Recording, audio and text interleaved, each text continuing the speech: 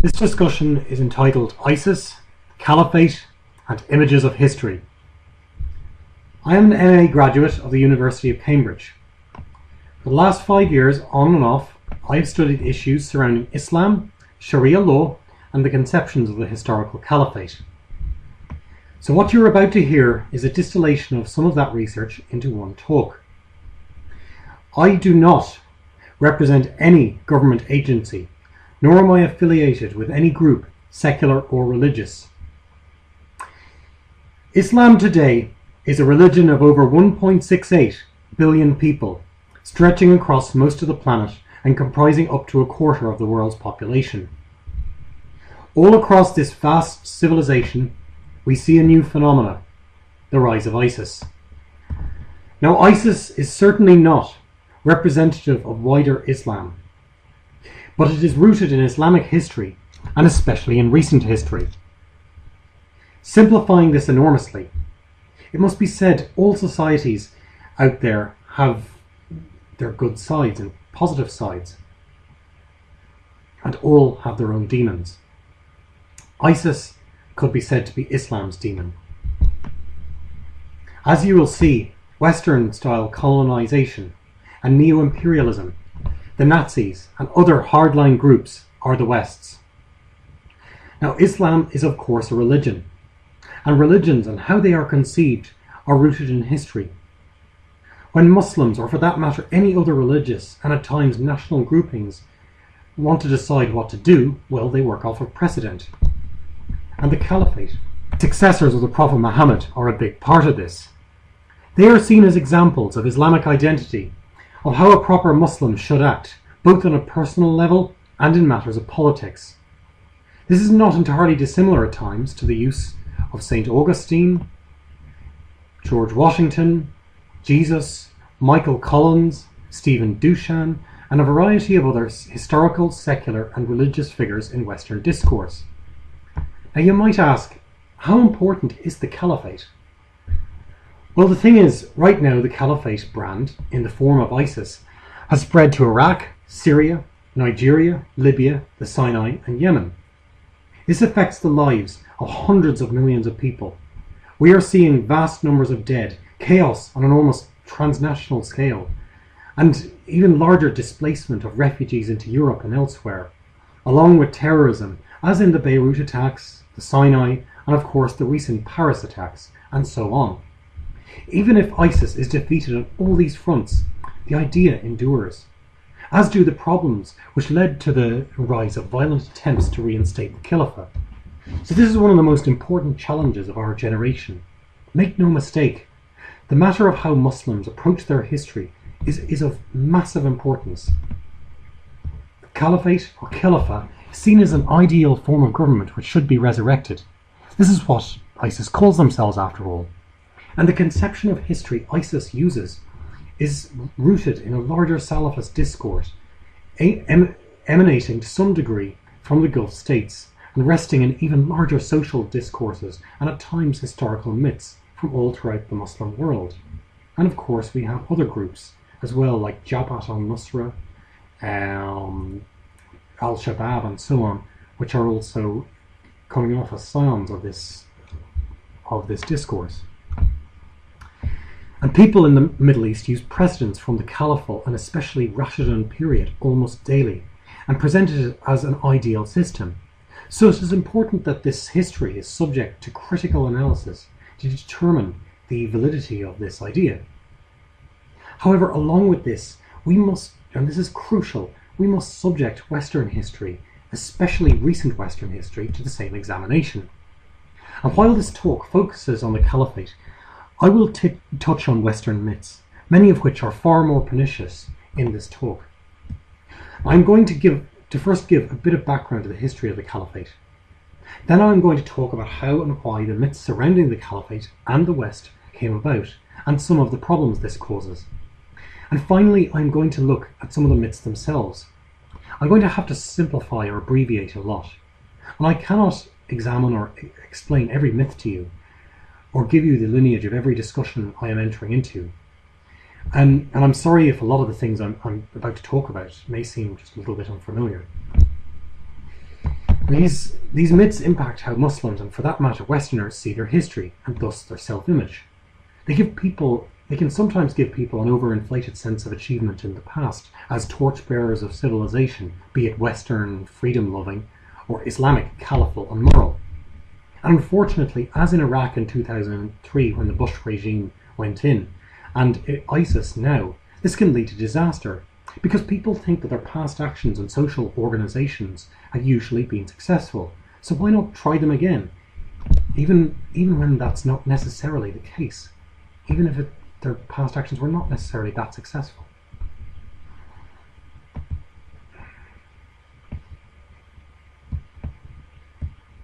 So this is a problem, a serious one. So what do you do about it? Well, one way of approaching this is by examining the underlying ideas they have and putting them into context. Now, this is unfortunately one of the most complicated, distorted debates you are likely to ever come across. No discussion is more clouded by wild speculation and emotion, riven by lack of perspective or proportion, than this one. A lot of the things I'm going to say you're probably not going to like, or are going to sound totally contrary to everything people on both sides of the fence are taught. None of the conclusions I'm going to posit are without counter-arguments, qualifications, or problems of one sort or another. Arguments are oversimplified, and many issues, treatment of minorities under Islam, the position of women historically, whether the Caliphate was more violent or not, poverty, and so on, they are confused with modern debates over these very subjects time after time. People also oversimplify history to deploy it as sound bites, like the old chestnut, 1400 years ago Islam gave women the rights, or they deploy grand conspiracy theories or other psychological escape hatches to explain complicated historical issues when the normal Western, or for that matter Muslim narratives, don't represent their point of view, which blots out anything contrary to the way they see the world works. Hence a lot of rhetoric about how ISIS is a Jewish or American puppet, etc. In my view, this is laying the foundation for, in the next 10 to 20 years, for people to basically come back to the caliphal ideal, which will basically just be another toned down version of ISIS, a la Jabhat al-Nusra, al-Shabaab, or so on. Now, when people argue over the successes and failures of particular systems like Islam and secularism, regimes like, say, the Bush regime in Iraq or any of the actual caliphates or Islamic groups, actually separating out whether an Islamic regime was responsible for a failed policy or a secular one was, is enormously problematic. For instance, was George Bush influenced by his Christian upbringing when he went into Iraq, or by the Enlightenment state and its laws and systems he was a part of? Was the Armenian genocide caused by the Caliphate or by the secular Young Turks? Did it even happen at all? Say some Islamists and secular Turks, but that's a separate matter. It's almost ridiculously impossible to answer the first two questions, however, and that is the way this dialogue works.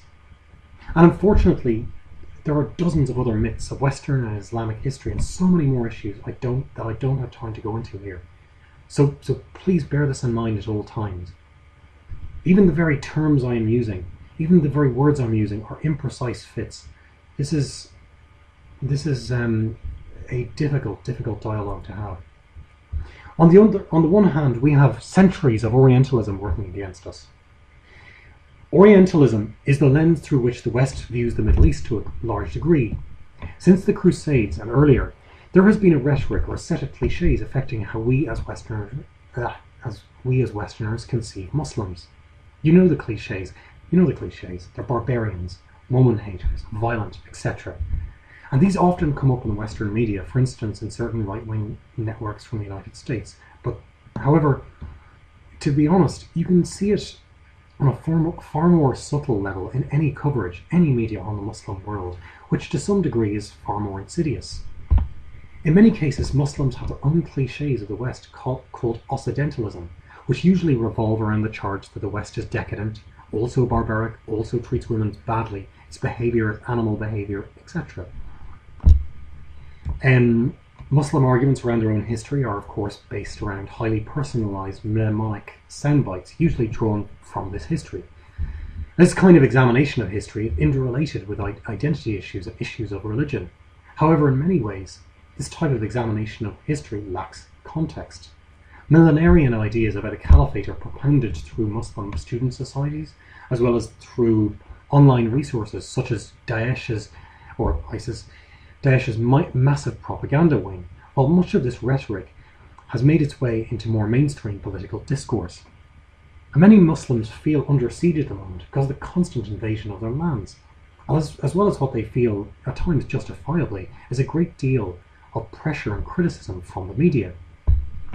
Communication around these issues is also enormously charged at the moment, making it very difficult to academically examine socio-economic systems which have enormous bearing on people's lives. So I like to call this distorted dialogue between civilizations, or Orientalism, for lack of a better term. You see how words, how we're lacking terms, see how imprecise our language can be at times. And a return to the Caliphate, or at least some sort of Islamic government similar to the ancient days of Islam, or borrowing from the principles of the first four caliphs and getting away from Western influence, is part of this discourse.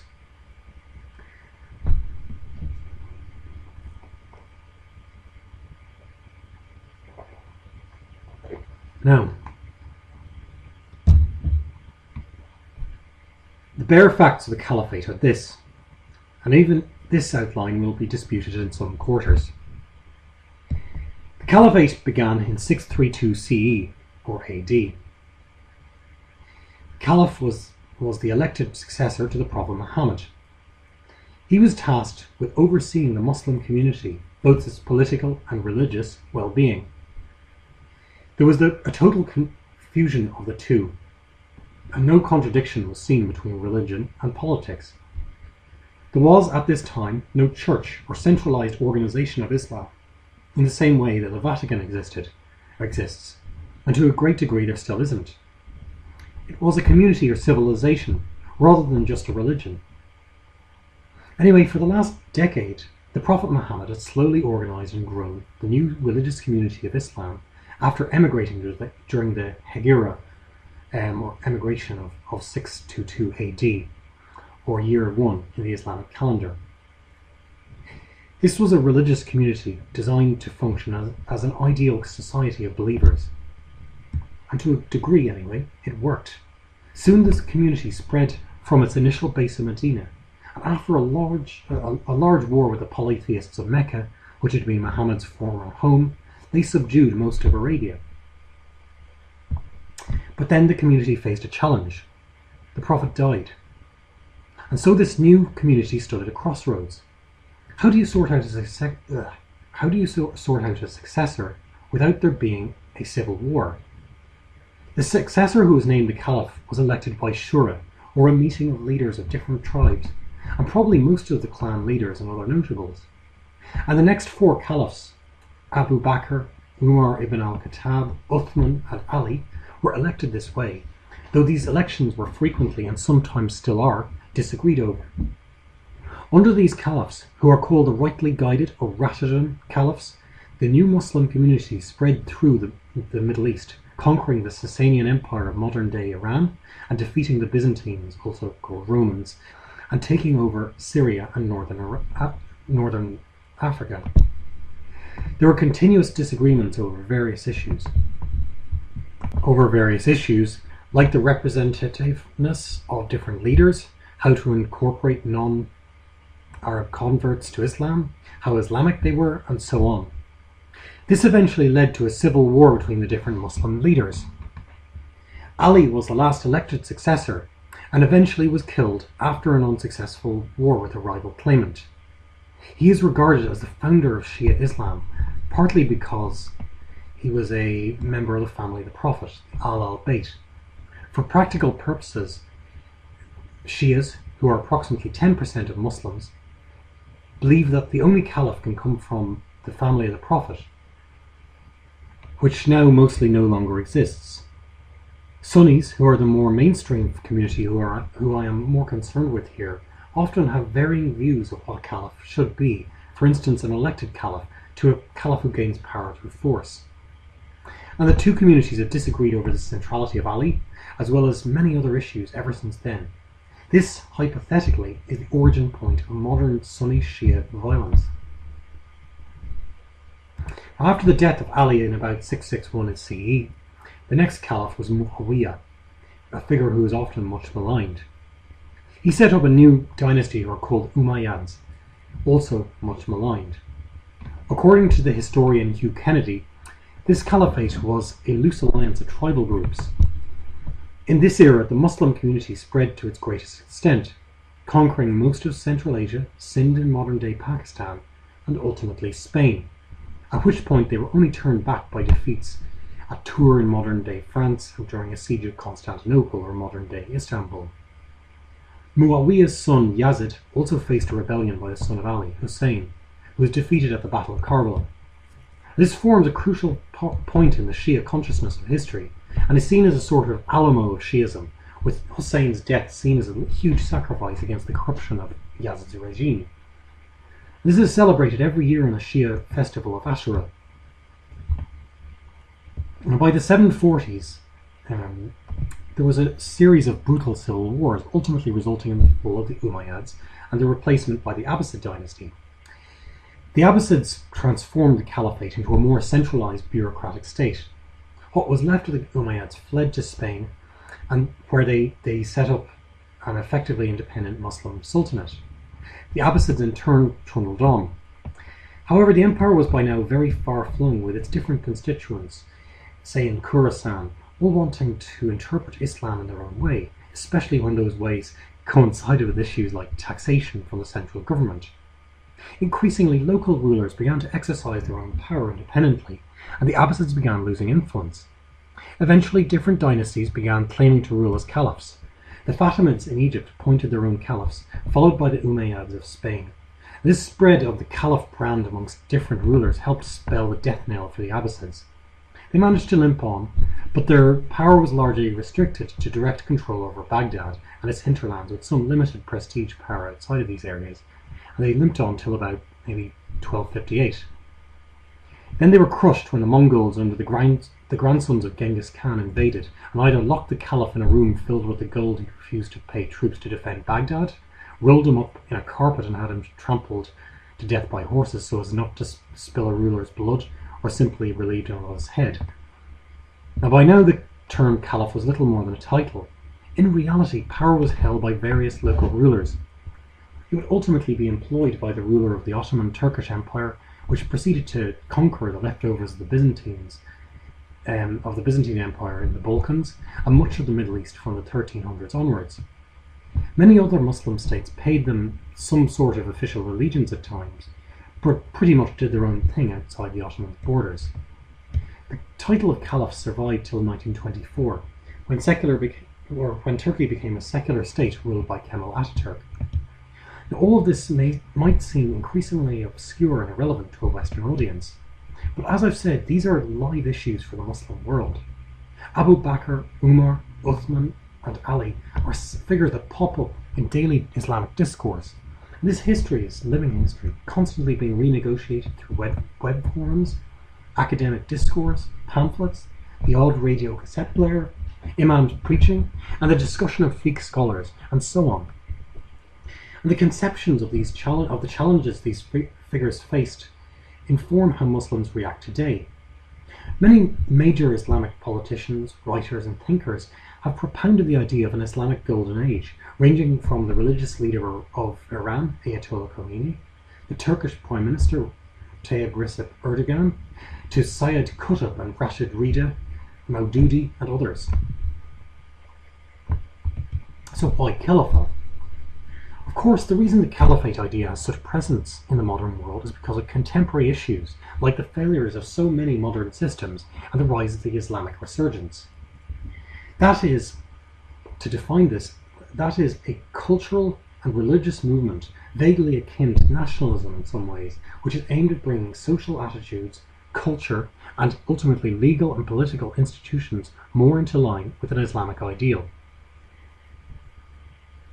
An obvious example of the Islamic resurgence is the increasing use of the hijab or the veil.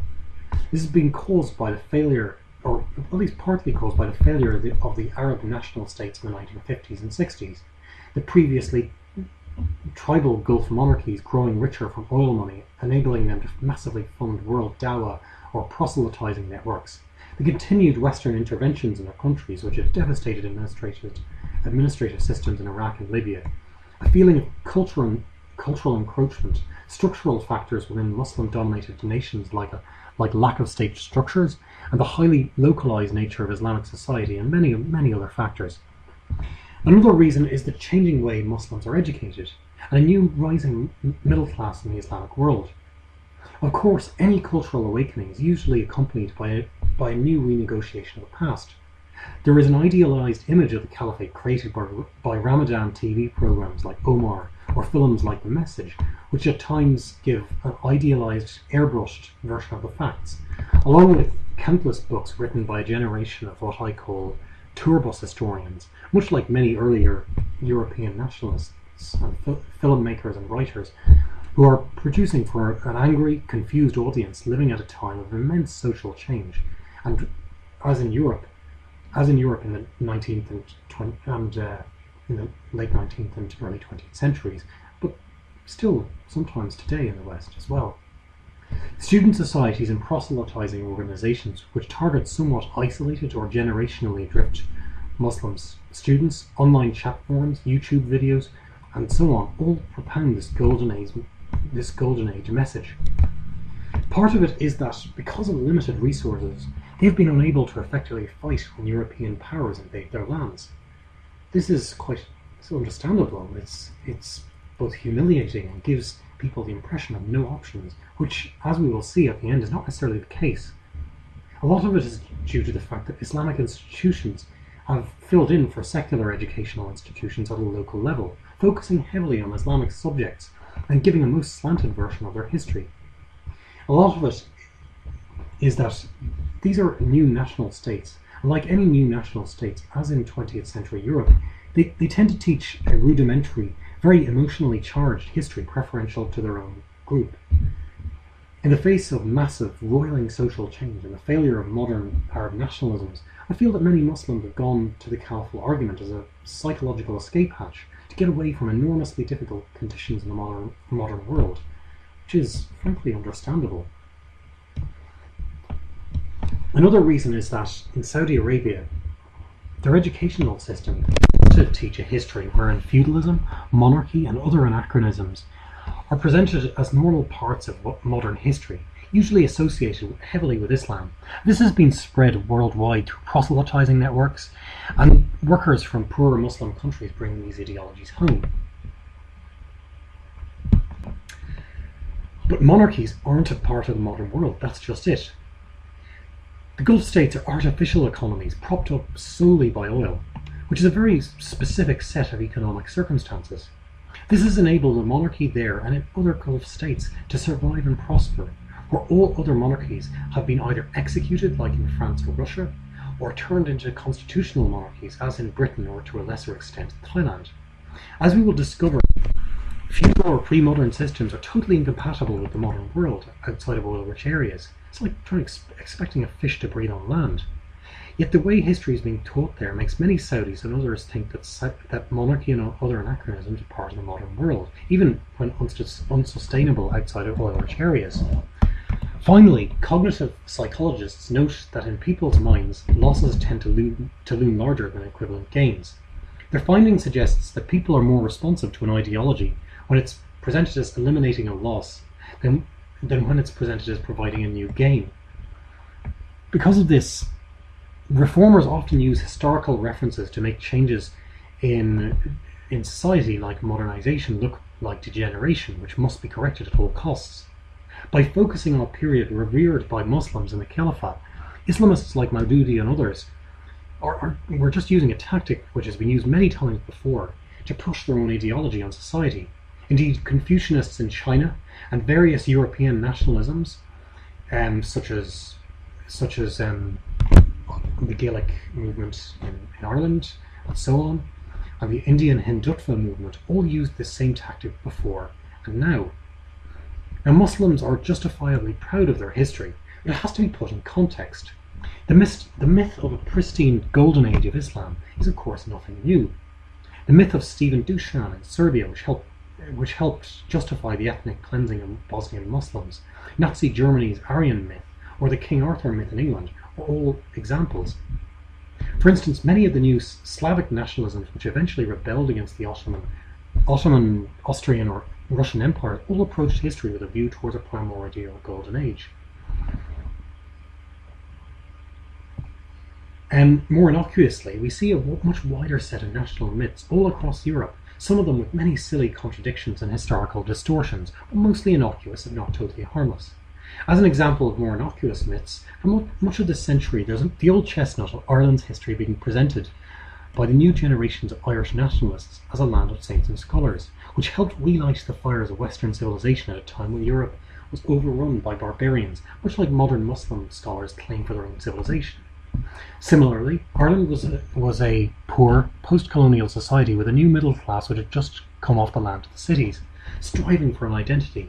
And whatever about the historical realities, the result was a national mythos of a degeneration away from some past Gaelic golden age, and at times a unified Ireland, aggravated and possibly created in turn by a feeling of failure in the present. Many Islamic historical myths are similarly largely harmless.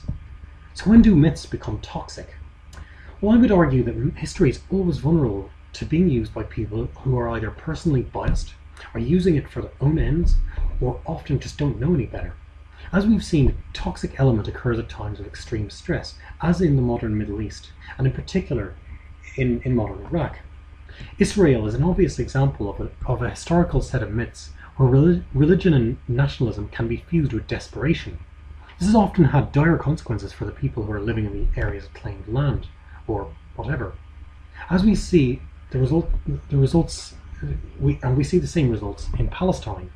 One can point to the specific and horrific circumstances that the Jewish people faced in the 1940s. They were on the verge of being exterminated. On the one hand, either by the Nazis, or possibly by the Stalin regime in Russia, or in the USSR. So they brought into the myth of the Promised Land. This is not unlike the problems many Sunni Muslims feel they face now in the aftermath of the US invasion, as well as against the Assad regime's brutal response to the revolution in Syria, and the poor treatment by the Maliki regime in Iraq, which have effectively treated the Sunnis as second-class citizens. But the Promised Land idea of Zionism helped tailor the Jewish response in a specifically violent way, with ghastly results for the Palestinian people. And usually it's rather more complicated than to just say these different groups are using history for their own ends. It's a much more complicated psychological, authorial and political process with constant interaction with contemporary issues by which people slowly change their conception of history. But at the same time, the myths themselves help to create people's actions, often negative or simply incorrect actions, which it's kind of chicken and egg sort of a process. The problem is when a myth creates a self-image that it's not cognizant with reality. The psychologist Roy F. Baumeister has shown that when it comes to self-image, violence is created often not by insecurity, but by an overinflated sense of one's importance and ego, which is neither earned nor deserved. When civilizations go and encounter others, they often go into that encounter with prejudices, assuming that somehow their way is better and everything will work out as well as it did before, or as well as they think it did before. We're all guilty of this. But the problem is that when people make decisions with this quiet assumption in mind, like the US invading Iraq or the earlier colonization of the Muslim world, there's a serious problem. The colonists went into the Arab world often thinking based on their own national myths, like gloire and égalité, liberté, fraternity in France, combined with massive nationalism, that their involvement would somehow be beneficial for the natives.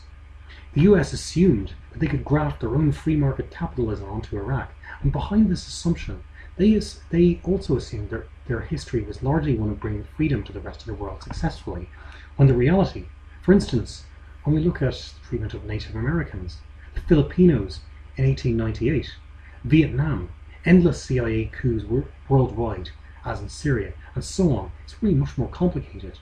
And in the case of the WMD argument which brought US invasion to Iraq, the US people, not just the regime, ignored precedents like the Gulf of Tonkin incidents, the second of which was also partly fabricated, or at least distorted, leading to a war in Vietnam which devastated the area and the US ultimately lost.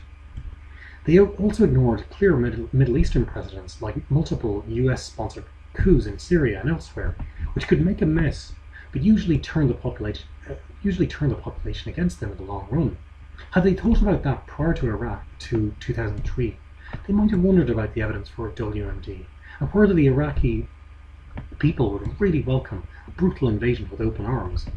So an over-positive assessment of one's history can lead to an over-positive assessment of one's future and impact on others, and an inability to empathise or see when someone has done or can do wrong.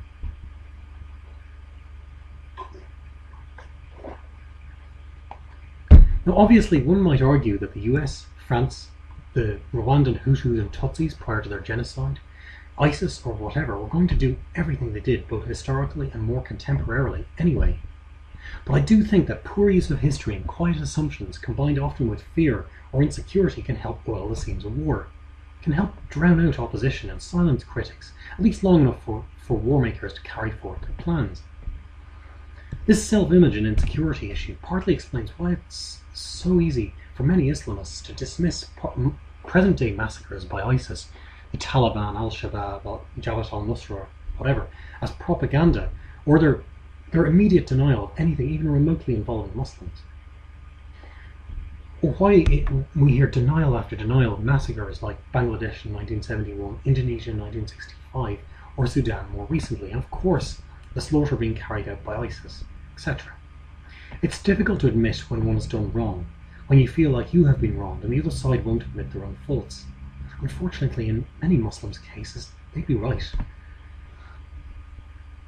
And I need to emphasise this so much. For the West could be said to have proportionally committed just as outrageous acts, and frankly on a much larger scale. For instance, the Belgian Congo, which may have resulted in the deaths of 8 million people. The Bengal famine in the 1940s, which was just one of several mismanaged famines. The colonisation of India, which entailed the destruction of an entire economy. The killing of the Herero, the Irish famine, depopulating 3 continents worth of Native Americans and Aboriginals. The Holocaust, the coups, and finally the continued invasion of the Muslim world, resulting in hundreds of thousands of more deaths. Now, perhaps this was not always intentional killing like a Holocaust, but I frankly think that the Western model of genocide and overall our sense of proportion is flawed to say the least. When one's mismanaged policies result in the deaths of millions, this is not the equivalent of driving a car into a wall. And when this is brought up, I have to say many Western scholars are simply unable to see this, and that these aren't just exceptions to an overall good track record. For instance, it could be argued that the constant emphasis on freedom, on God, Jesus, George Washington, the eagle, and the usual panoply of Americana is often either motivated by and or helps cover the fact that modern America is based on the Native American genocide. We also need to remember where Hitler acquired all his ideas of Lebensraum, or expansion into the East from. And these are very difficult things for people to hear. We need to understand where the resources and surpluses necessary for the scientific revolution, or the industrial revolution, or ultimately modern democracy in the form of the American founding fathers, the French Revolution, the Westminster Parliament, or even Michael Collins came from. According to historians like Kenneth Pomerantz, these resources at least partly came from the conquest and colonization of the New World. At the end of the day, this was facilitated by the fact that the West just happened to be geographically closer to the Americas than the Chinese, Muslims, or Indians were. So the West's dominance is to some degree an accident. The whole world we have today could be said to rest on a very shaky moral and economic foundation, to say the least. And that's just one argument.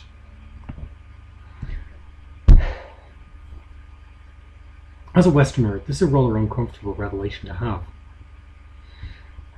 And obviously, as with all the points I am making, nothing is not complicated or without qualification. The possibility that our lives, the relative comfort we live in now, comes from something really pretty awful.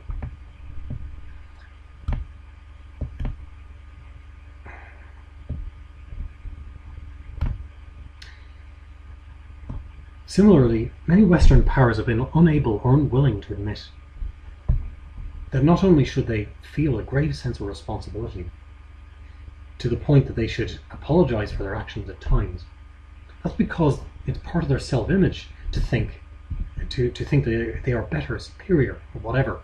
It's all about psychology, communication, and empathy. I think this is one way where the dialogue of civilizations basically falls foul. Now, the subject of tonight's talk is mainly the Caliphate, but I want you to bear in mind at all times that the same flaws and contradictions and myth-making of history in the Middle East all show up in Western political lore and history as well. I'm not singling out the Muslim world here, I'm merely focusing on it. Now, the sources we have for the Islamic period and which Islamists deploy to justify the Golden Age idea are at times very questionable. There's no UN of the medieval period taking down systematic statistics, examining each and every issue they had. We have no yearly crime statistics for Medina in 635 AD or CE saying, well, this year that number of people were hungry. We had that number of prostitutes. We had that number of religiously motivated crimes, etc. So many of the myths which exist about Islamic history like that everyone lived in moral bliss and harmony, aren't really provable one way or another. They rest on shaky oral or transmitted textual evidence, to say the least, like one or two oblique references here and there to solving issues like poverty and want, because there was no recipients that year, or no zakat recipients that year. Each of the Islamic sources, which are a mixture of histories, religious works, and distillations of the sayings of the Prophet, like the Hadith, are written hundreds of years after the events described. Already the myth of the morally pristine Rashidun Caliphate was being created by the 9th century. As the Abbasid dynasty waned, Islamic historians increasingly looked back on the early Muslim community with a sense of largely creative nostalgia. Statistics that do exist are questionable. The oral nature of the sources our books rely on is unreliable. The modern scholars tend to backwards project their own institutions, like an organised fiqh scholarship, into the Rashidun era, when in reality those institutions were only really in an embryonic form, or didn't exist until later in Islamic history. This is difficult because fiqh scholars, just like most people, including Western legal practitioners, aren't necessarily equipped with a critical historical framework or inquiry. Now, studies of questionnaires indicate most Muslims, of course, do not wish to resurrect the Caliphate. Or if they do, they don't really want to resurrect the same exact political organisation which was around 1300 years ago, just some of what they feel were its basic principles. These studies indicate that people's ideas of when the Caliphate went away from its true, pure and successful form vary. This is where the Caliphate dialogue is particularly inconsistent. Some argue that this decline away occurred right after Muhammad's death. Then there are varying arguments about Ali and his right to rule, which help fuel the present ongoing war between the Shia and Sunni in Iraq and Yemen. Then others would argue that they went away from the true principles at or around the end of the Rashidun era in the 660s.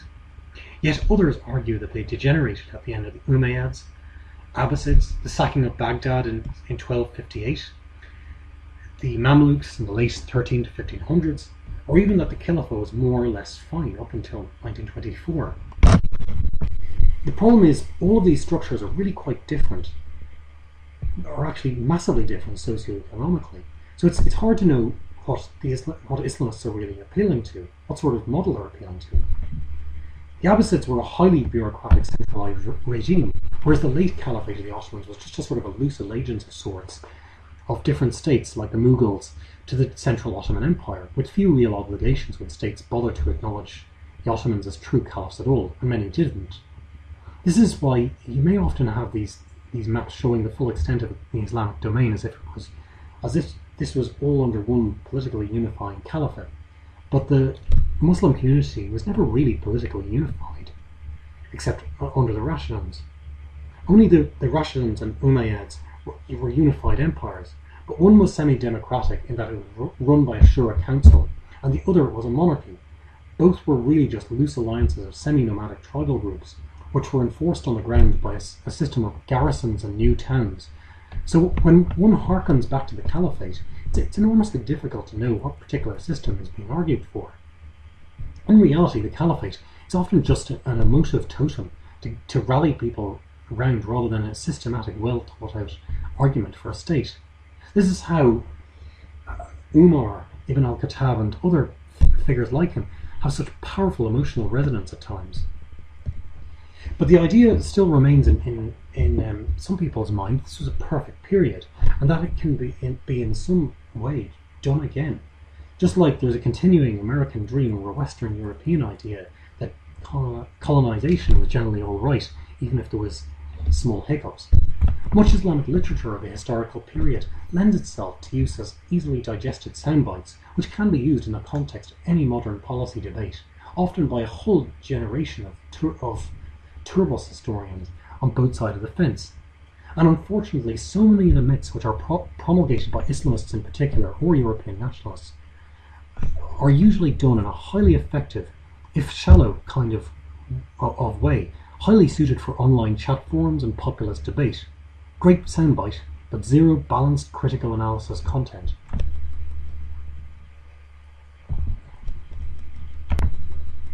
I feel the Caliphate idea is not one of the worst out there. And firstly, unlike the Aryan myth of the late 19th century Europe and the later myth of the superiority of the master race, which is of course ahistorical, the Caliphate is based on a real historical political structure which did exist. And the Caliphate has many achievements of which Muslims should be justifiably proud. It is not a total distortion of history to say that Muslim scientists helped shape the world. They created innovations and inventions like algebra, colleges, the first cameras, and a concept of blood circulation. Now, the Caliphate created many decent charitable institutions, but the problem is when these achievements are taken wildly out of context, or the original history is exaggerated heavily to suit present-day ends. And unfortunately, this happens a lot. History is cherry-picked, looking at comparatively good reigns like Umar's, ignoring the comparatively bad ones like Walid's.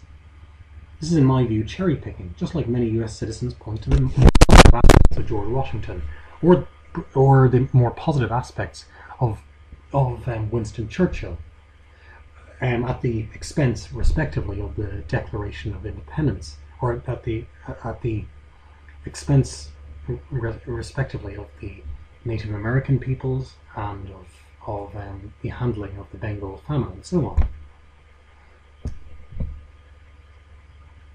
For instance, many Muslim majority states are often criticised for having a very poor scientific output, which is, I feel, a valid criticism.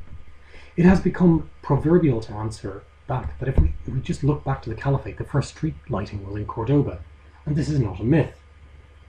Nor is it a myth to say the scientific output of the early Muslim world was very significant. But we forget that there would have been heads on spikes and people fighting, slave trading, whoring or starving just down the street, as we'll see.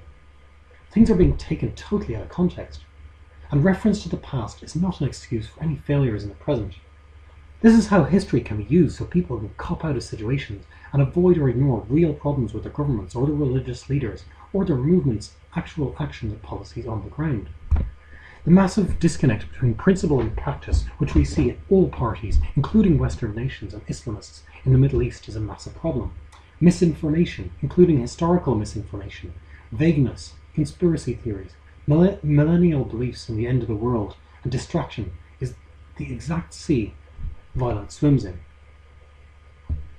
Now, when people talk about applying the principles of any past government, including the Caliphate, to today, we're ignoring the structure of the fact that the structure of societies was completely different.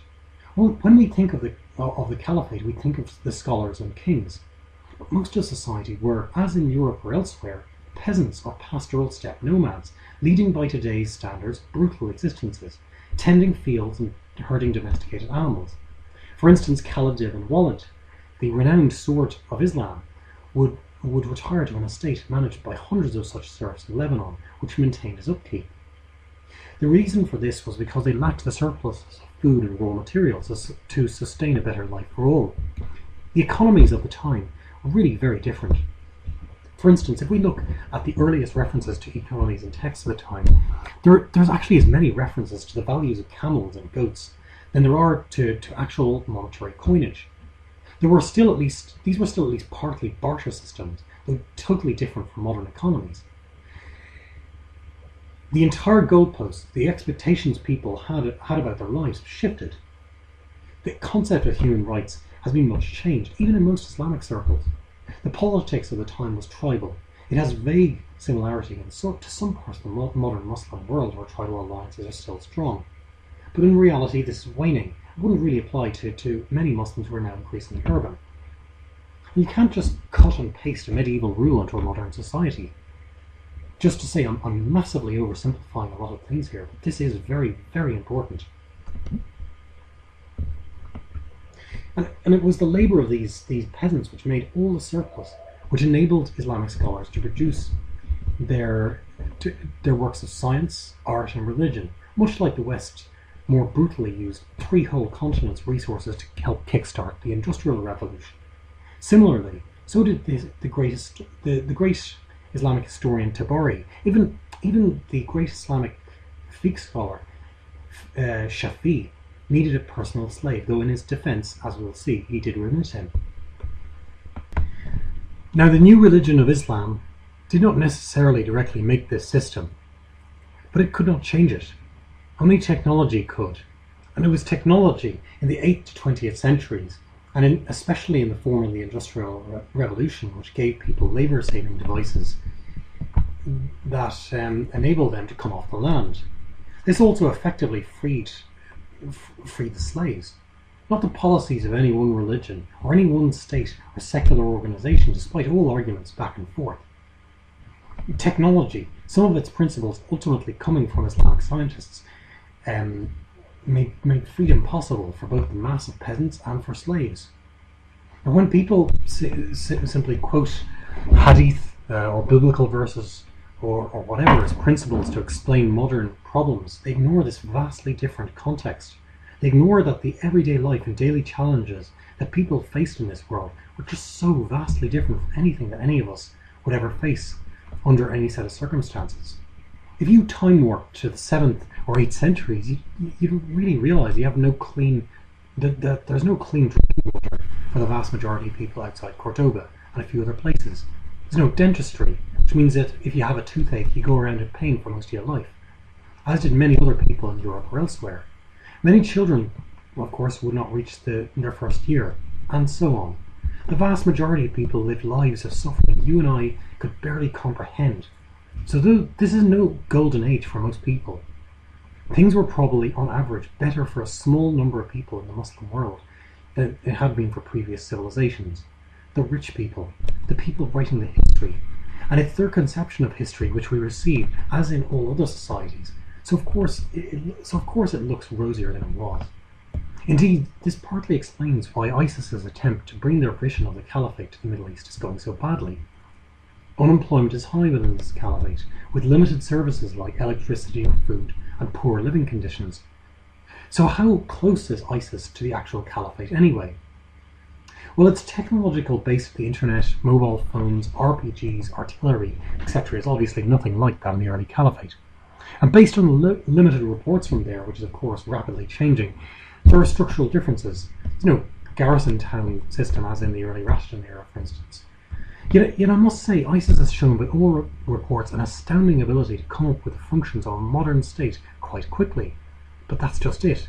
In many ways their state is like a modern state, not how the original Caliphate would have worked. And they even use modern terms for their administrative system, along with cultural terms and biases. The more they try to get away from the modern, the more modern they become. Whatever the way they approach this may not work out well. At times, though, like a lot of past Islamic movements, they try to fix present historical events into Muslims' ideas of historical and religious events, in what is at times a total mishmash of medieval periods, with no apparent rhyme or reason. For instance, they note that the refugee crisis is a hijra similar to the Prophet's emigration from Mecca to Medina. In their magazine Dabak, volume 11, they spew out the dangers of hijra to kufr or unbeliever countries. The obvious reason behind this is that they want more recruits. They've even compared the coalition against them variously as crusaders, who, by the way, had nothing to do with the original Caliphate, and the coalition of Arabic tribes tried to destroy Muhammad during the Battle of the Trench. This despite the fact that the Crusader states are, of course, nothing like the original. This despite the fact that the Western states are, of course, nothing like the original Crusader states, either socially, economically, or politically. Rather, this is about fixing one rather different group of people who are very distantly related to the Crusaders. This enables them to fix them into the Islamic consciousness of the Crusades, which was largely constructed, by the way, in the 19th century, before which the Crusades had been all but forgotten in the Muslim world. This is about emotion, rather than a logical examination of history, much like Westerners talk about the Battle of Tours, the last stand of the 300 Spartans, the Battle of Vienna, so on. Underlying all this is of course the idea that history is cyclical and repeats itself, and the same enemies fight for hundreds of years. But they don't, that's just it. A modern Muslim would still have much more in common with a modern Westerner than he would have with one of his putative brethren years before this. Much ISIS propaganda is usually modern. For instance, they use the slur Safawi against the Shia, based on the old Safavid dynasty from the 16th century, which postdates the early Caliphate by hundreds of years. So, once again, it's their idea of what a Caliphate is, rather than what it actually was, with many of these emotional events fixed into the Islamic consciousness totemically, like 1916 for the Irish, or other similar events within the wider European area. So now I will have to go through some of the images of this period, and these are going to be difficult things for Muslims, and for that matter Westerners, to hear. To emphasize, this is not about picking lumps out of anyone or any one particular group, because many other groups, including Westerners, have similar specific myths. It is not easy to hear people in periods from one's history, which one might regard as being semi-sacred, being critically examined. Now, I know that if one is listening to this right now, this might seem like an attack on one's people, one's religious and cultural being, and finally one's identity. This is especially if this message is coming from someone we perceive to be outside of our cultural base, or our particular in-group. These are things we all feel so very passionately about. But if one wants to base an entire society, a country, on these ideas, I think one needs to be sure you have all the facts, and that they've systematically argued through all of this. So giving people information about choices being made which matters the most in the context of modern debates, which affects millions of lives of people, now as in Iraq, Syria and elsewhere. The images that will be discussed include the idea that either early Islamic history was more violent than Western history, or that it was less violent than Western history. There is also the idea that minorities were treated perfectly under the Caliphate, or they were treated worse under the Caliphate. We're also going to examine whether the Caliphate brought women's rights or not. Now first, I will examine the idea whether that it was a moral society. So, was it a morally superior society? Unfortunately, according to most Islamic historians of this period, including the renowned Quranic interpreter, fiqh scholar and historian Tabari, 3 out of 4 of the first caliphs were murdered, at least 2 by other Muslims, and at least 2 civil wars were fought within the Caliphate's first 50 years. Another civil war involved the sack of Mecca in 683 CE, when the Kaaba itself was burned. Bribery existed. Many caliphs like Harun al-Rashid drank wine. Prostitution did exist. This is very much like their contemporary, the Tang Chinese, and predecessors like the Romans, and virtually all civilizations, Western, Muslim, whatever, and of course, obviously, contemporarily. Prostitution did exist, even in the Rashidun period, even in Umar ibn al-Khattab's reign. For instance, Tabari, and more handedly the historian Baladuri, note that a major sex scandal rocked Basra when the local governor was caught with one of the women who sold her services to himself and other governors of that time. He eventually got off on a technicality as the witnesses argued about what angle they had seen his buttocks from. This is from Tabari, volume 13, Conquest of Iraq, southwestern Persia and Asia. Translator Gautier H.A. Joinball, 1989, State University of New York, page 111, for those of you who don't speak English or can't read Arabic.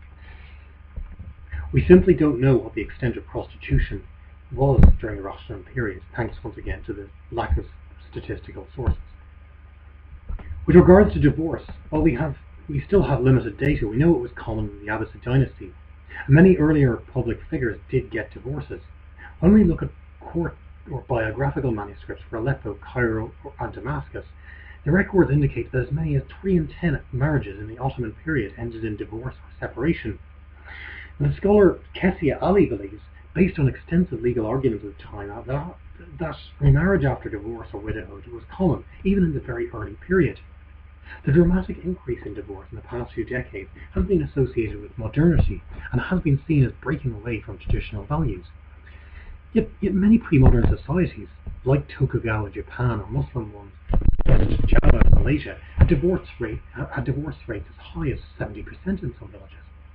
I fear this kind of rhetoric assumes that divorce is altogether a bad thing all the time, or that the family was always the building block of traditional or Muslim societies. But I'm afraid that's just not the case.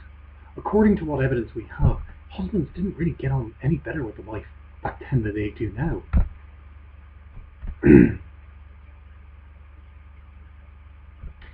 So, when we come to the treatment of people of other faiths within the empire, the truth is, it varied. It varied depending on which ruler was in place, or what the local governor or even landlord was like, and how their policies evolved over time.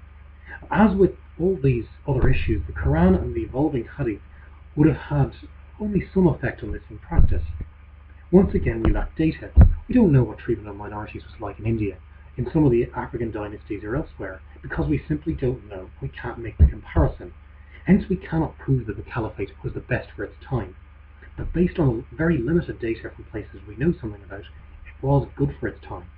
There's no edicts like in Tang, China, where at one stage in 845 the Emperor Wu Tsung eventually shut down all Buddhist temples, and apparently all other faiths as well. There was no complete destruction of other faiths as in the Byzantine Empire or in medieval Europe, where tolerance of other faiths' existence was not really a given, as historians like Karen Johnston has pointed out. And Judaism comparatively thrived at times during some of the different regimes. We must bear in mind that Christianity has to a considerable degree been spread by the sword, no matter how uncomfortable that makes us all feel. The Christians earlier in the Roman Empire certainly had no compunctions about closing down temples to the old gods in the aftermath of pro-Christian emperors acceding to the throne. Similarly, the Spaniards in Latin America forced most nations to abandon their own religions. There was much less of this in the Caliphate period. And I'm afraid one could make the same arguments for secularism. After all, many governments in the Middle East were only secular because they were essentially forced to do that in the 19th century by Western colonizing powers, not always to their advantage, by the way. Hence why these states now often have little legitimacy. The problem is that Islamists like Yusuf al-Qaradawi often point to facts similar to this in debates over the current treatment of minority groups by Islamists around the Middle East and elsewhere. Now, the harsh reality is minorities from Copts in Egypt to Yazidis in Iraq to Christians in Pakistan are really not getting on so well right now. And Islamists are at least partly the cause of this. Many Islamists conflate the facts, arguing that the Caliphate was the first to bring in religious tolerance, or at least its tolerance was qualitatively superior in some way to preceding empires, though they rarely marshal any historical evidence to support this claim. Now, first off, it's a poor argument. While we may be awful now, but in the past it was fine, if we only get back to it. But let's examine, how tolerant were they? Is this a state we should be getting back to? Frankly, looking at the long span of history, religious tolerance by conquerors looking for favour from a newly conquered population, because they don't want them to rebel all the time, is nothing new. For instance, Cyrus the Great, the first Persian Achaemenid ruler, declared in about 539-538 BCE that he had freed all slaves and was tolerant to all religions. So the Caliphate was simply following on from the Persian Empire through the Sasanians and from the Roman Empire, which also tolerated faith to at least some degree up to its latest centuries.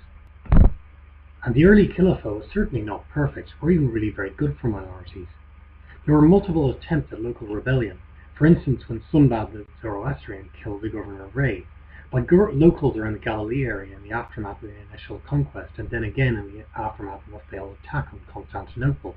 Indeed, in all of Egypt's long history, the only 6 major peasant rebellions which ever seem to have occurred were by local Coptic Christians in the early Caliphate period, in 697, 712, 725, 26, etc.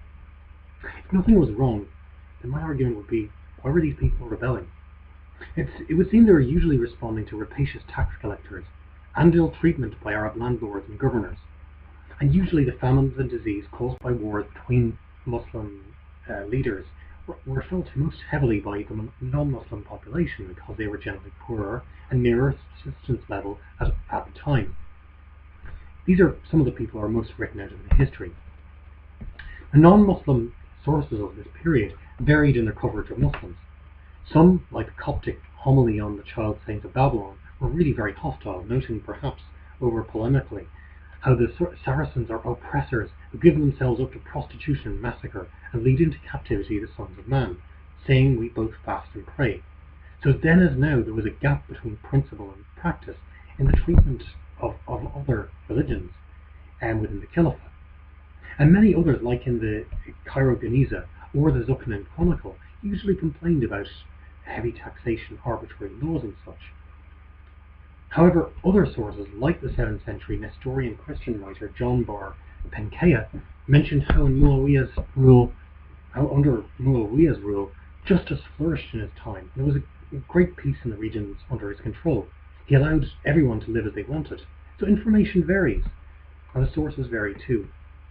Now, as I've said, the Jewish population were comparatively well treated under the Islamic regimes, but once again it varied. At Cordoba in 1011 through 13, at Granada in 1066, there were pogroms, indeed massacres against the Jewish community, while many regimes across the Middle East often demolished or destroyed churches or synagogues, depending on who was in power. When the Jews did prosper, it was only under certain reigns, certain caliphs, who happened to favour them, like the Andalusian Caliph al-Hakim, who died in 976 CE. Overall, yes, the conditions of Jews were doubtlessly better than Europe, but this was not a cakewalk. When we discuss the tolerance of Islamic Spain, in contrast to how Muslims were ultimately brutally expelled from there, we must ask why the Spanish ultimately decided on the expulsion of the Jewish and Muslim groups in the 1500s.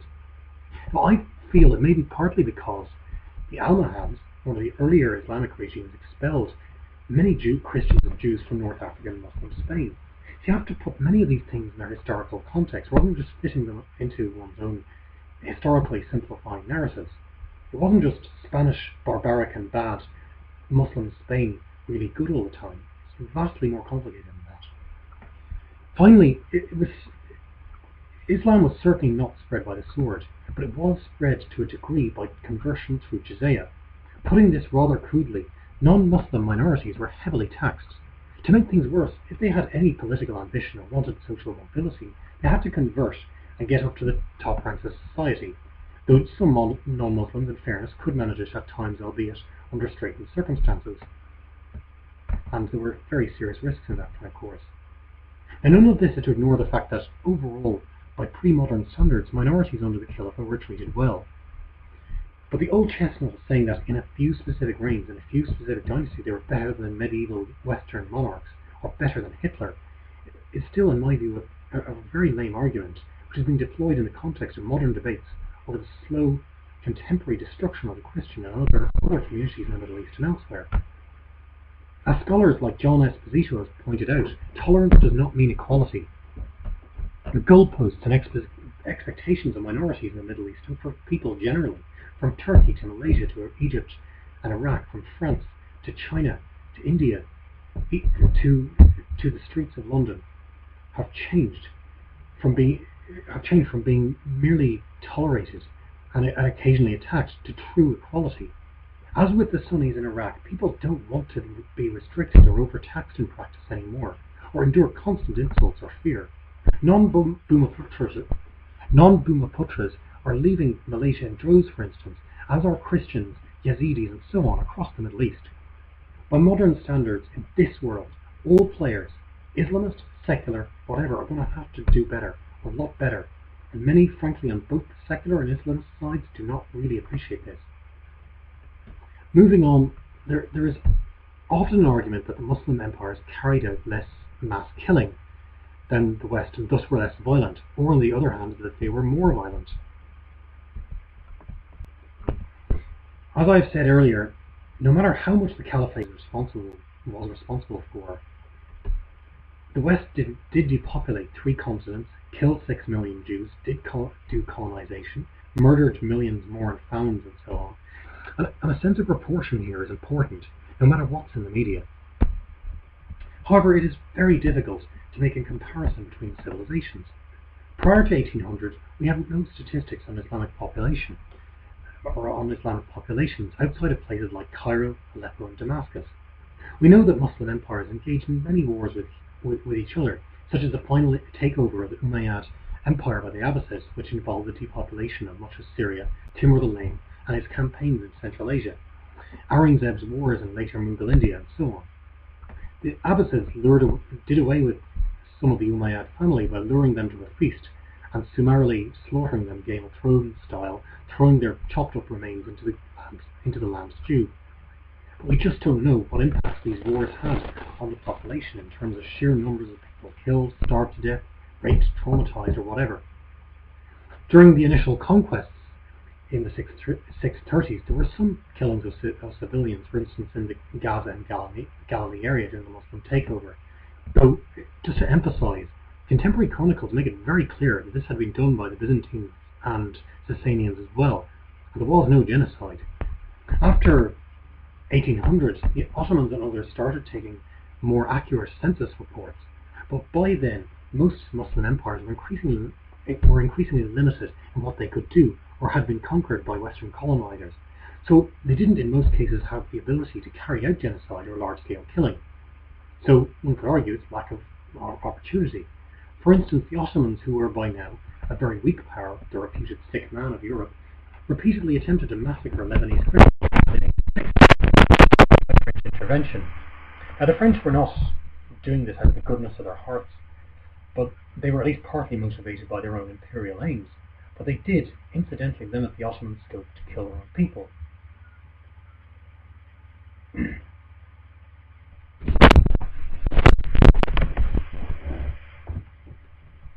So after 1800, the apparently low rate of massacres by Muslims of minorities may have partly been lack of opportunity rather than any moral stance. When Muslim majority states have had the opportunity in the modern era, I can get no obvious sense that they are less violent than others. There is of course the Armenian genocide, which was carried out in the Caliphate's waning years, largely by secular young Turks. Indonesia in 1965, with the death of 500,000 communists, many of them Chinese at the hands of Islamists, but also overseen by secularists. While Nigeria and Biafra in 1967-70, Bangladesh in 1971 with the standard excuse being they're not good Muslims, or Darfur more recently as opposed to just ISIS. And we know there are many Islamist groups out there who'd like nothing better than to carry out their own final solutions of sorts in India or Israel, whatever about the rights and wrongs of those situations. So if history had worked out a completely different way in some alternative universe, and Muslims ended up dominating the West, it's difficult to know if things would have been necessarily much different. When people say the Caliphate itself brought peace, it's clearly not true, but to say it was more violent is also not provable. I feel that no matter how many people died in wars in the historical periods of the Islamic world, it's unlikely to match the sheer death tolls inflicted by or to the West throughout history. But in the absence of proof, we'll probably never know definitively. I will say that part of the problem here is that the past golden age is based around a fundamental misunderstanding of what history is. The idea that modernity is this horrible, traumatic thing, and that the traditional past is somehow less violent than the future. This partly comes from a generation of historians influenced by the horrors of the world wars, of secular Stalinism, Nazism, Maoism, and so on. But if we look into the distant past, we see that violence in all cultures was really very common, and there was very little romance to it. The Harvard scholar Steven Pinker has studied statistics on violence through history, at least the ones that are available. Now, while in my opinion he takes at times liberties with statistics, I feel he's onto something. He has specifically shown that there was actually proportionately more violence in the past, not less. It's true, yes, the First and Second World Wars claims the largest death tolls in history, but that's because there was a larger population, with larger numbers engaged in that conflict. Most wars in the past were in the context of a much smaller population, so proportionately past wars, if you actually look at the statistics like the Shan Rebellion, for instance, were much more deadly, and individuals had a much higher chance of dying in war. In the far distant past, in studies by anthropologists like Dwayne Johnston and other studies of tribal groups found in New Guinea and other areas, we've discovered that many, if not most, pre-modern cultures engaged in constant low-level warfare.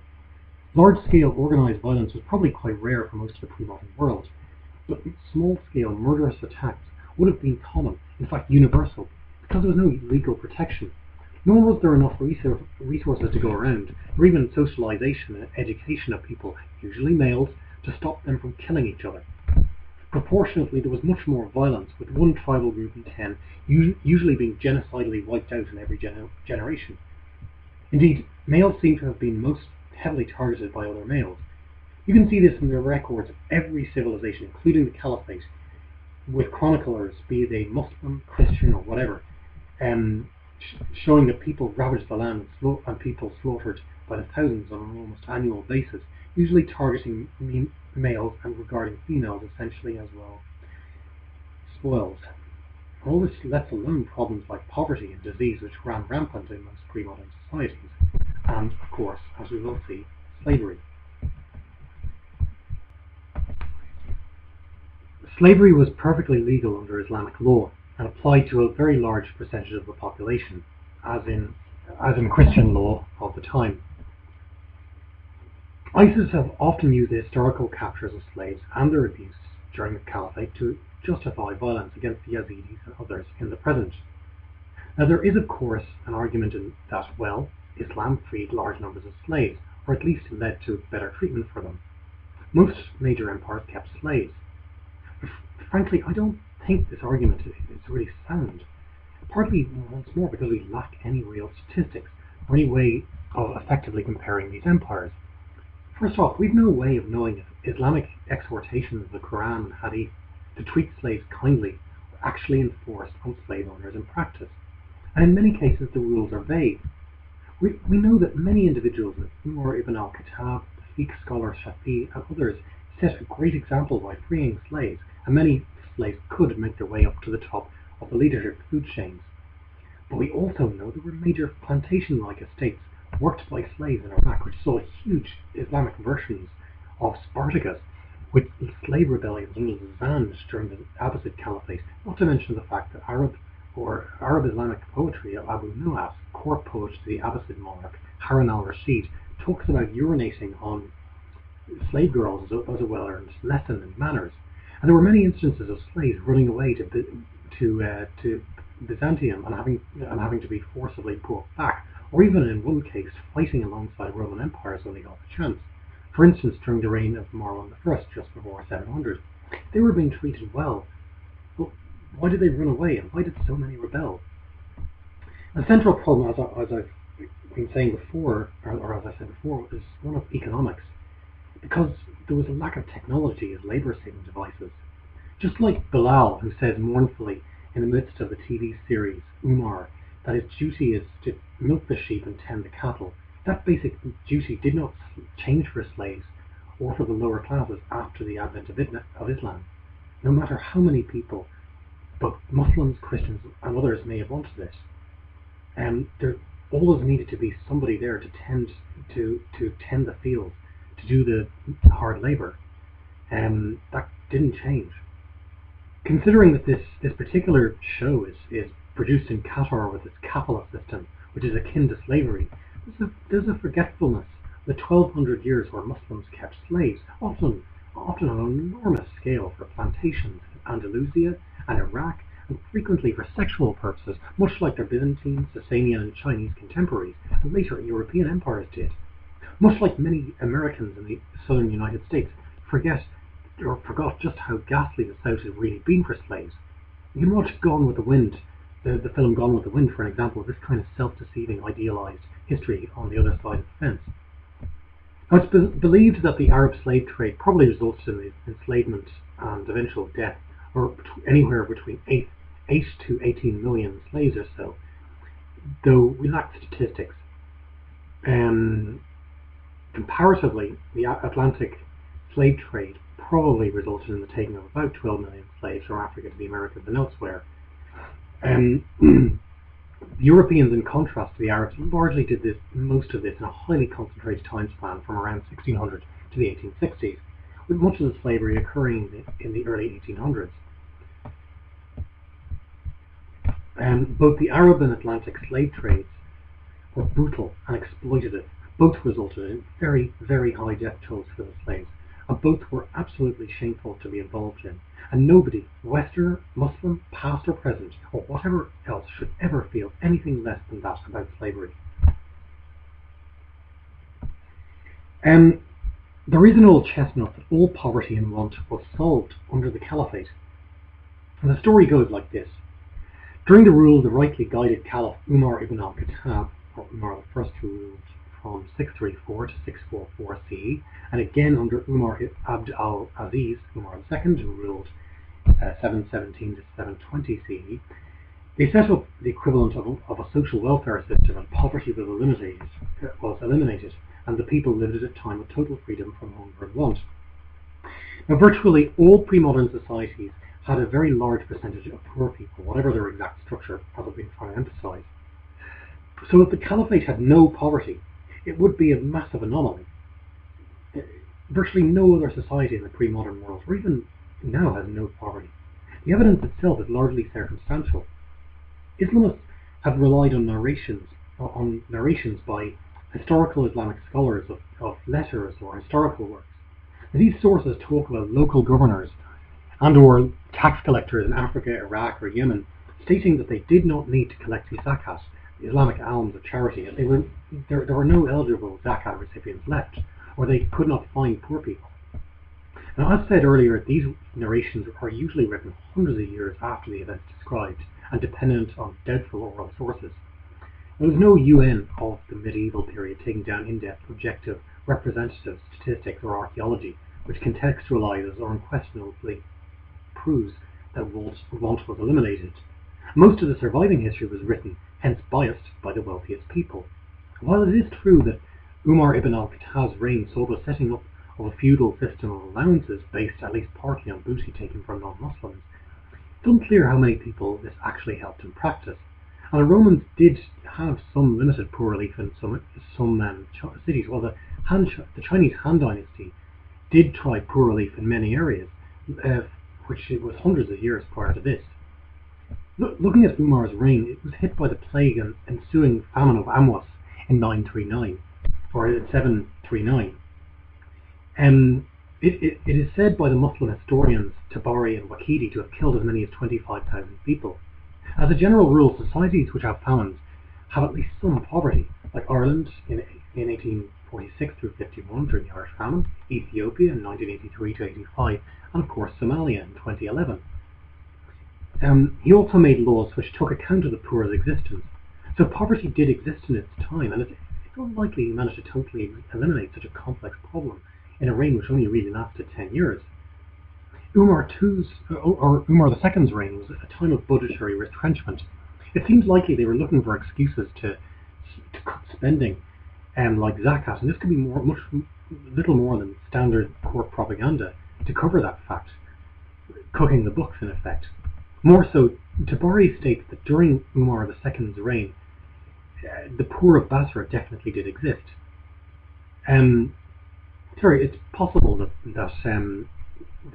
this was courtiers of one type or another simply saying, well, we couldn't find any poor people, so we don't need to spend any money on them. Even if Umar II managed to briefly solve this issue, his reign lasted only 2 years, and the problem almost certainly came back not long afterwards. So whatever progress was made towards dealing with poverty in either ruler's short reigns was ephemeral. This is not to state we should ignore their attempt to do so. It was an honourable and decent try at solving a basic human need.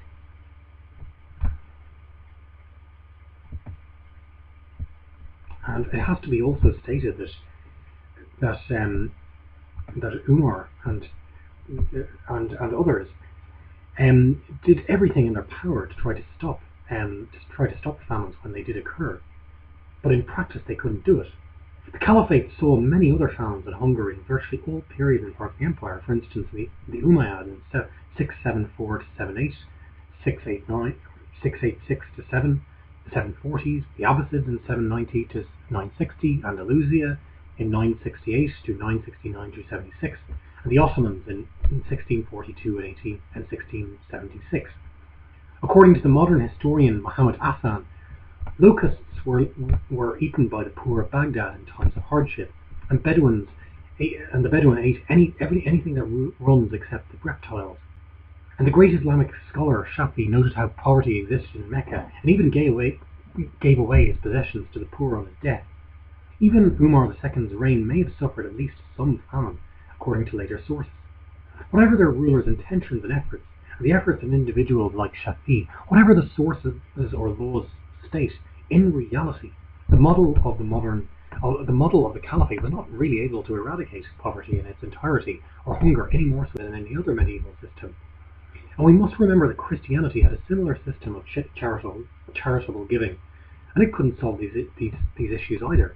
As I've stated, only the eventual invention of technology and medical healthcare, which, as I've stated, is partly due to accidental historical factors, and as we've established, that may have been an accident rather than design. In any event, it is still very prevalent in large parts of the world and in any conflict zone, as in Syria.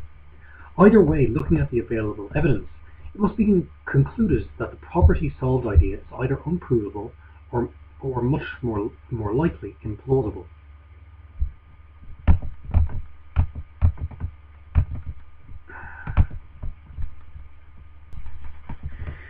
Now, there is a standard rhetorical soundbite deployed in any debate over women's rights in the Muslim world.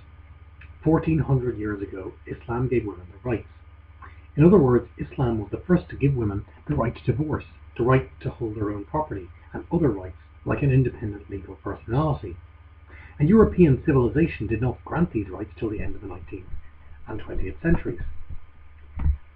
Frankly, in the case of Western European civilization and continental Europe, they'd probably be right.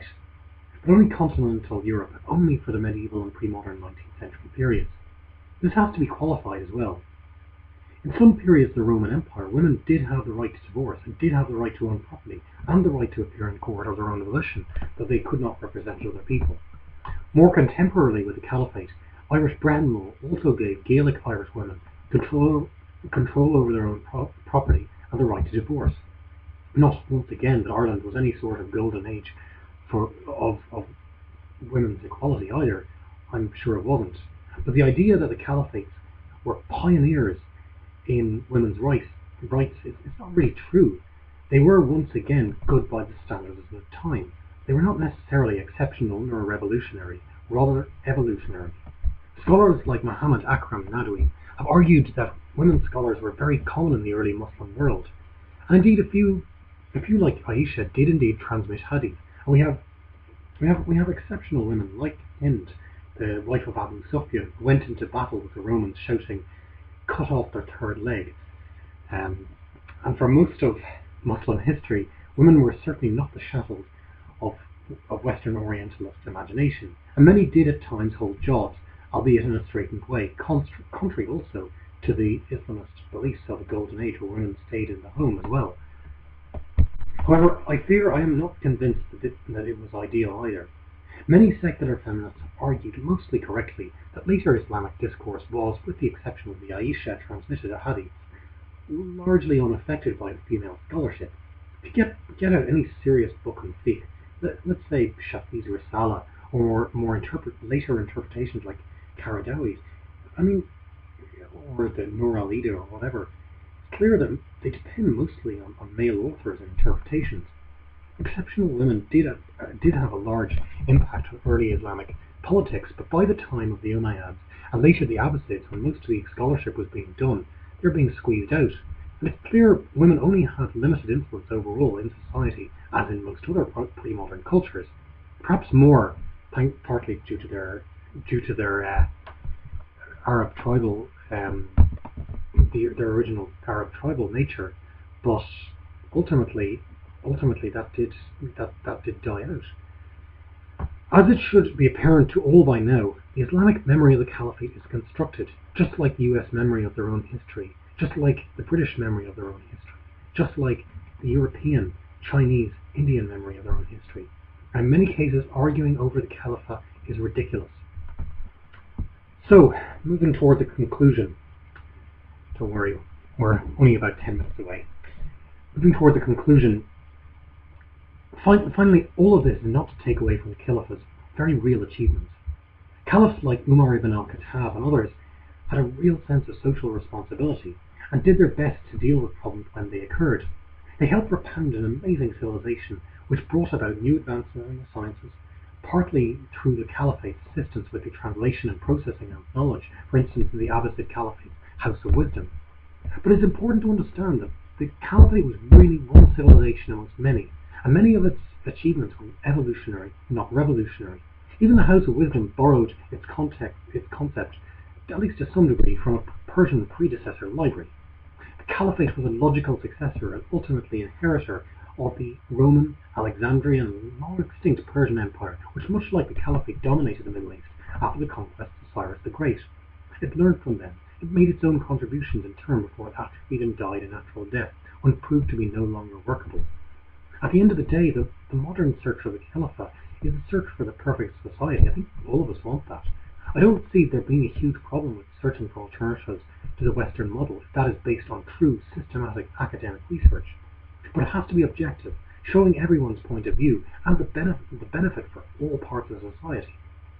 I don't think that's where this is coming from. The search for the Caliphate, right now anyway, to a degree, it's a response to stress. It's a response to constant intervention in their country by outside forces, and a variety of other things that I've already outlined. We've seen how in reality the Caliphate almost certainly was no morally pristine era in which to live. Prostitution did exist, divorce was common, so it's almost certain it was not a morally pristine era. It probably treated the conquered peoples and religions and women reasonably okay by that time's standards, but still be regarded by international, not just Western standards, as being completely oppressive right about now. It's no model for now. We have seen how it couldn't much change slavery, how it failed to eliminate poverty despite all soundbite-eyed claims to the contrary.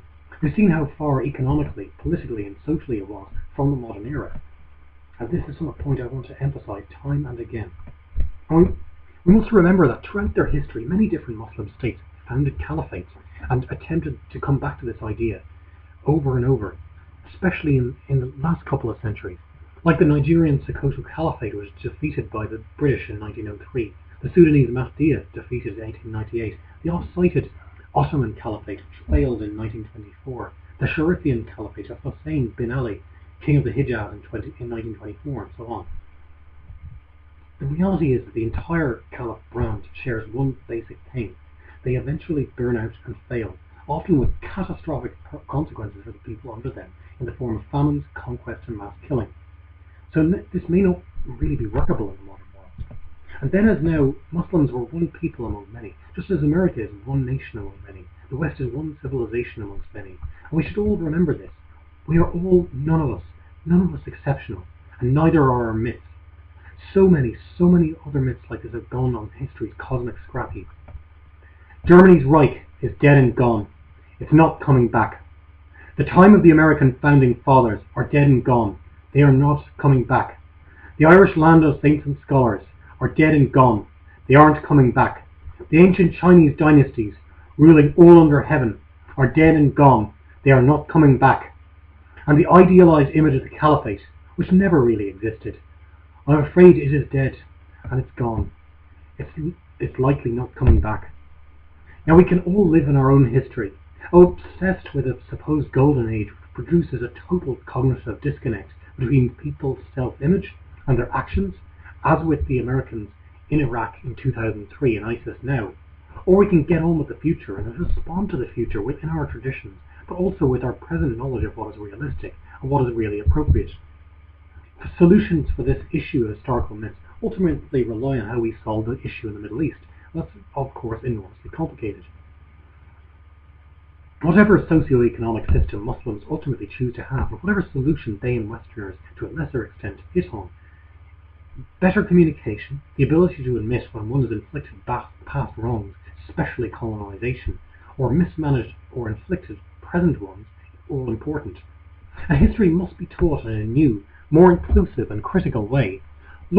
Really looking at the assumptions we make is all important. Rather, one must give a history approved solely by experts in the field, and in a balanced, objective way, with a sense of proportion and perspective, and above all empathy for people in both the past and present. We need to have future-oriented systems with long-term planning. We need to look to the massive changes that are going to hit the human race in future. And I'm talking about the long-term, long-distance future. Does the current Caliphate brand, as sold by ISIS, or some of the other Islamist groups, or for that matter, many Western or other nationalisms, do any of these really offer much of a vision for using technology for bettering the human race? What about space exploration or genetic engineering, unlocking the secrets of physics and matter? What if nanotechnology, robotics? These can have real fundamental benefits for people's lives in future, and yes, I do believe they can increase people's happiness. Now, this is a world filled with majesty and wonder, just waiting to be explored. Of a million stars, of thousands of unseen unknowns, compounded upon puzzles, upon mysteries, waiting for the great exercises of our intellects to unlock. These past-based arguments get us away from that. They take us away from the pursuit of a beautiful, bright future, a goal of a world of equality, of exploration of wonder and happiness just waiting for us to explore and discover. This kind of conversation shifts focus away from other options, intelligent, out-of-the-box options which people have. Instead of using our intellect arguing over things that are of increasingly no relevance, we should be focusing on the best ways to the future. Now, I earlier suggested that overall society and civilization is improving. I'm not suggesting that the modern era is some golden age either, and I'm aware this is very, very little comfort to the widows, orphans, and children huddling in refugee camps all across Syria right now. I'm simply suggesting that overall, based on the data we have, it's better to live now than at any stage in our history. But of course, it depends on the area of the world we are in. And we have seen how this process of civilizational learning is uneven and slow, and filled with often silly, messy contradictions and constant setbacks, often on what seems to actually at the time like an apocalyptical scale. But we are all getting better. We do have a chance to improve ourselves. And one key way we can do this is to objectively take the veil of the countless myths plaguing all our histories and start looking at the future. Thank you.